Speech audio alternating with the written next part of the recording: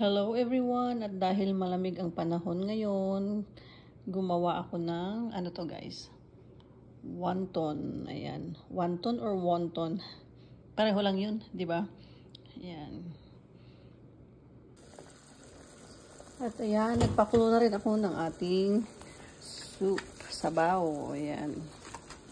At ilagay na natin tong ating wonton, isa-isa.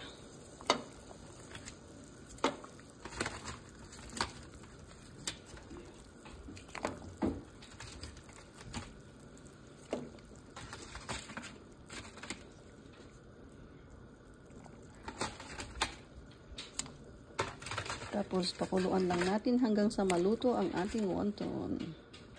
At yan, kumukulo na siya. Imekos lang natin para tingnan natin kung luto na ang ating wonton. Ayan.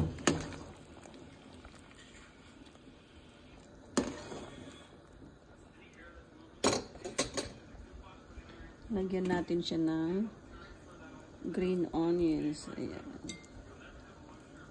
Pangpasarap.